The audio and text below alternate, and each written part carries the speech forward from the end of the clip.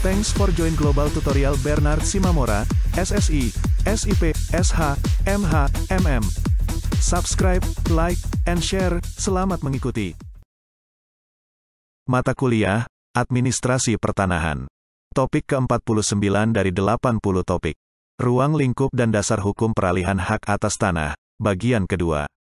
Berdasarkan pasal 25 ayat 1, Per-KBP nomor 1 tahun 2006, PPAT berhenti disebabkan beberapa hal berikut. 1. Meninggal dunia, atau 2. Telah mencapai usia 65 tahun. 3. Diangkat dan mengangkat sumpah jabatan atau melaksanakan tugas sebagai notaris dengan tempat kedudukan di kabupaten, kota yang lain daripada daerah kerjanya sebagai PPAT, atau 4. Diberhentikan oleh Kepala Badan. Akta yang dibuat PPAT tidak boleh sembarangan.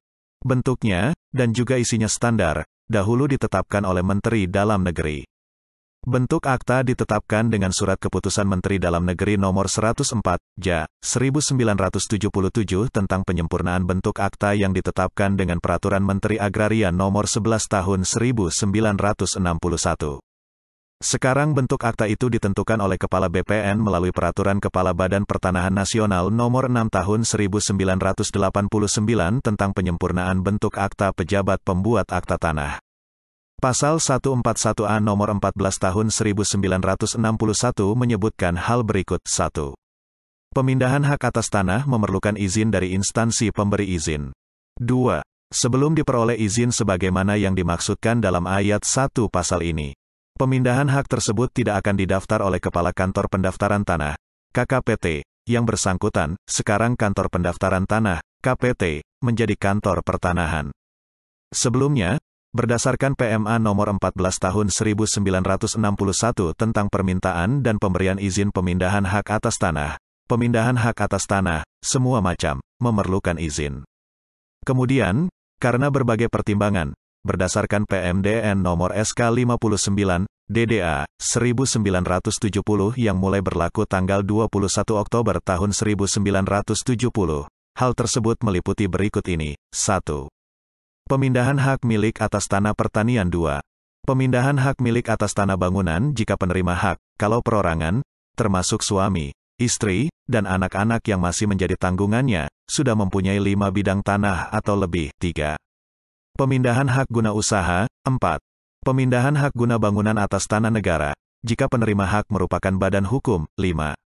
Pemindahan hak guna bangunan atas tanah negara jika penerima hak merupakan perorangan yang sudah mempunyai 5 bidang tanah atau lebih, termasuk yang dipunyai istri, suami, dan anak-anak yang masih menjadi tanggungannya. 6. Pemindahan hak pakai atas tanah negara jika penerima hak seorang asing atau badan hukum. 7. Pemindahan hak pakai atas tanah negara jika penerima hak, orang warga negara Indonesia yang sudah mempunyai 5 bidang tanah atau lebih, termasuk yang dipunyai istri, suami dan anak-anak yang masih menjadi tanggungannya. Oleh karena itu, pemindahan hak milik atas tanah untuk bangunan dan hak guna bangunan, jika penerima haknya adalah perorangan yang hanya mempunyai sebidang sampai 4 bidang tanah, bersama keluarganya, hal itu tidak memerlukan izin pemindahan hak.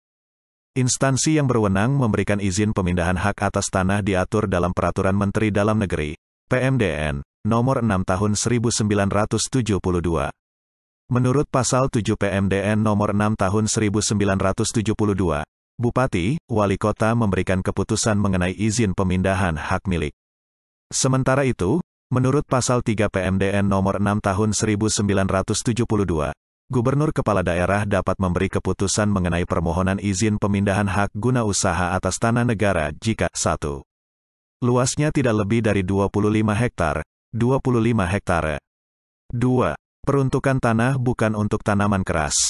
Sementara itu, berdasarkan Pasal 8 PMDN Nomor 6 Tahun 1972, Bupati, Wali Kota dapat mengambil keputusan mengenai izin untuk memindahkan hak guna bangunan atas tanah negara kepada warga negara Indonesia atau Badan Hukum Indonesia bukan bermodal asing. Pasal 9 menyatakan bahwa hak pakai atas tanah negara sama dengan Pasal 8.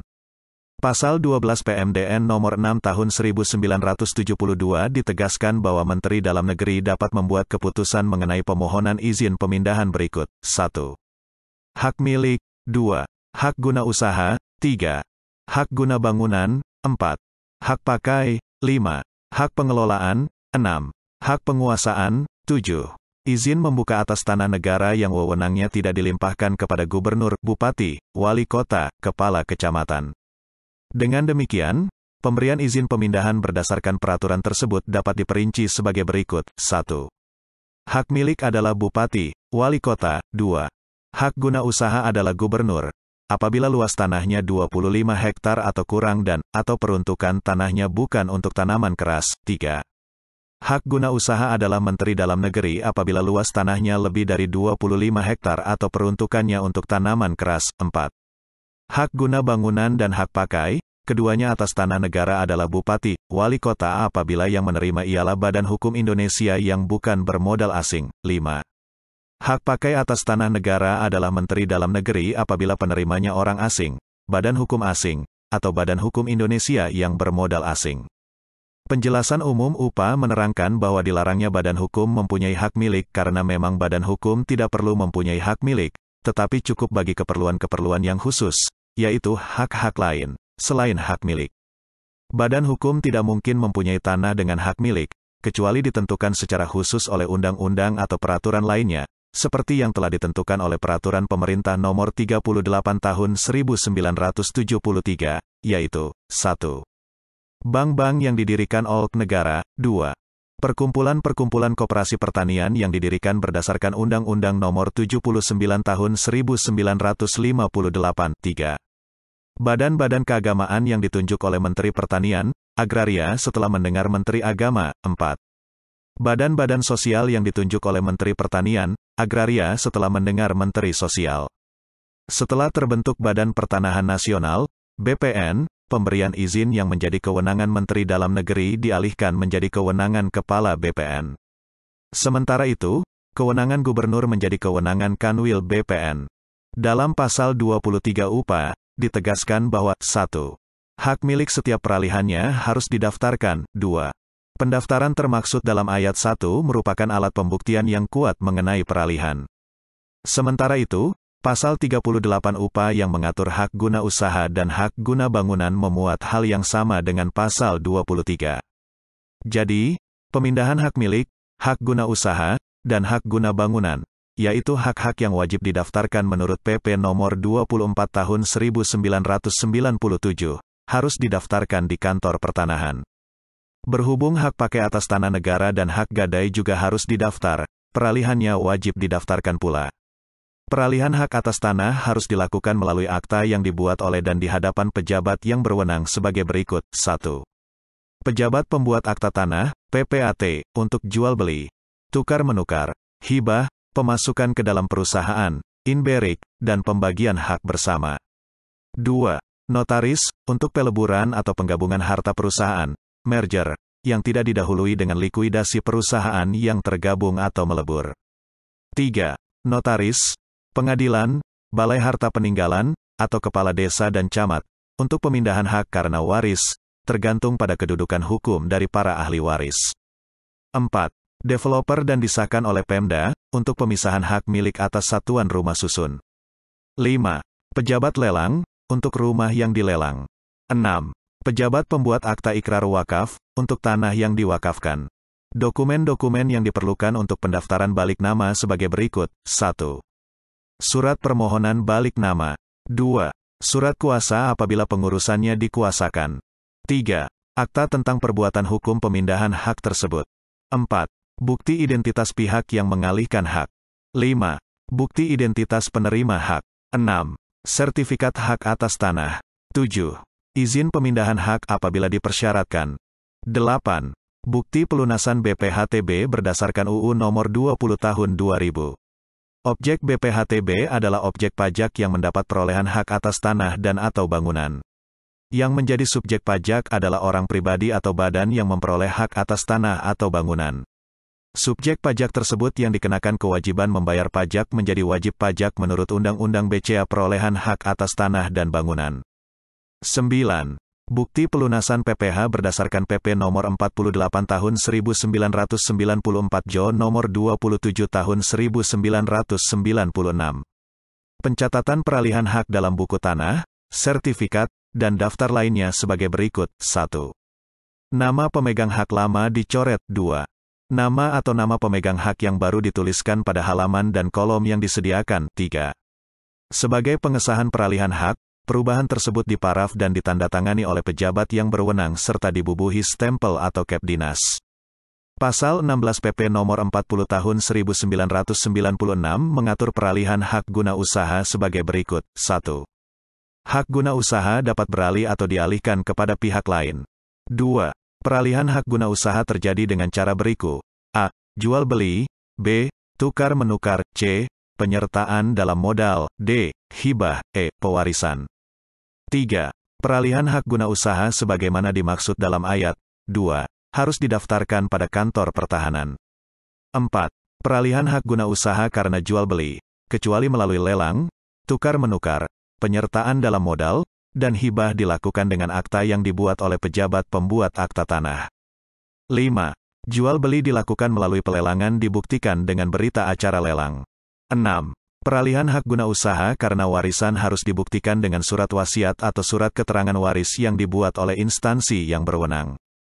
Kemudian, Pasal 34 PP Nomor 40 Tahun 1996 mengatur peralihan hak guna bangunan sebagai berikut. 1. Hak guna bangunan dapat beralih dan dialihkan kepada pihak lain. 2.